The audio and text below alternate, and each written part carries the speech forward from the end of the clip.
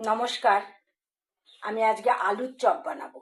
আজকে দুপুরে আমাদের মেনু হচ্ছে পান্তা ভাত, আলুর চপ, মাছ ভাজা। আলু সেদ্ধ করে রেখেছি, এটাকে ম্যাশ করে নেব। আপনারা যে যেরকম ঝাল খান সেই অনুযায়ী লঙ্কা ভেজে নেবেন, অবশ্যই ভাজা লঙ্কা দেবেন। এটাকে হাত দিয়ে গুঁড়ো করে মেশাতে হবে। কিছু নারকেল আমি হালকা আঁচে ভেজে রেখেছি। বাদাম আমার দেখলাম বাদামের ছাতা লেগে গেছে, ওই জন্য বাদাম আর দিলাম না। এখানে পেঁয়াজ পাতলা করে কেটে রেখেছি, রসুন আদা ছেঁচো করে রেখেছি, আর জিরে ধনে পিষে রেখেছি। এতটা মশলা দেবো না, যতটা লাগে দেবো। এখানে বেসন গুলে রেখেছি আগে থাকতে, তাতে কি হয় ফোলে ভালো। আর ভাজবার সময় একটুখানি খাবার সোডা মিশিয়ে দেবো। আর এই বিটরুটটাকে আমি গ্রেট করে রেখেছি। এবার আমি এই সব জিনিসগুলোকে ভাজবো একটুখানি তেলে তেলে ভাজবো। ভেজে মানে আলু, বিটরুট, পেঁয়াজ, আদা, রসুন সব ভেজে তারপর মশলাটা মিশিয়ে তারপর আমি চপ বানাবো। আমার আলুটা ভাজা হয়ে গেছে, দেখুন তেল দেখতে পাবেন না। তেল একদম অল্প তেল দিয়ে প্রথমে পেঁয়াজটা ভেজে নেবেন, তারপরে আদা রসুন দেবেন, আর লঙ্কাগুলো গুঁড়ো করে ছড়িয়ে দিয়েছি। তারপরে বিটরুটটা দিয়ে একটুখানি ভেজে তারপরে আলুটা দিয়েছি এবং নারকেল দিয়েছি। আর এই যে মশলাটা আমি পিষে রেখেছিলাম, এইটা আমি 3 চামচ দিয়েছি। এই চামচটা 3 চামচ দিয়েছি। এই দিয়ে আমার আমার হয়ে গেছে ভাজাটা। এবার একটু ঠান্ডা হলে এটা আমি চপ ভাজবো। এই দেখুন, এর আগে আমি একবার আমার নাতা দেখিয়েছিলাম, আমার হাজবেন্ড বানিয়ে দিয়েছে নাতা কড়াই ধরার জন্য।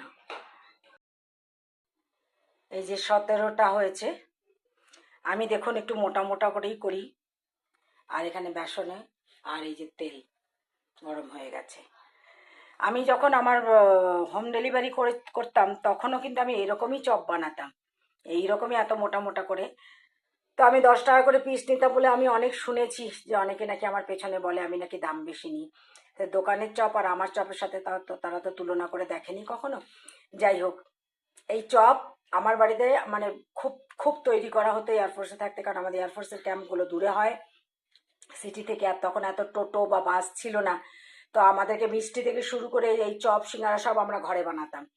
তা আমার ছেলে যেদিন চপ বানানো হতো সন্ধ্যেবেলা, আমাকে বলতো মাম্মি ज़्यादा करके बनाना, आज डिनर इसी से ही हम लोग कर लेंगे। মানে এই বিটরুটের চপ আমার ছেলে মেয়ে এত ভালোবাসে। তো এবার আমি ভাজা শুরু করছি, দেখাচ্ছি। তেলে ছেড়ে দিয়েছি। এই 17টা এখন ভাজা হবে না, 7টা ভাজবো।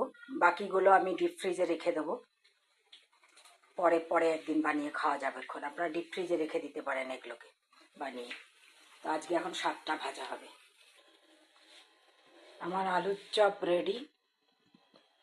7টা ভাজলাম, বাকিগুলো ডিপ ফ্রিজে রেখে দিয়েছি এয়ারটাইট বক্স করে।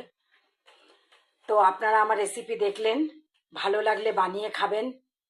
অবশ্যই অবশ্যই ঘরে এরকম করে বানাবেন। ঘরে ফ্রেশ তেল, রাইস ব্র্যান অয়েলে ভাজি আমি। এটা আমি বরাবর রাইস ব্র্যান অয়েলেই আমাদের রান্না বান্না হয়। ফ্রেশ আলু, সমস্ত কিছু ফ্রেশ।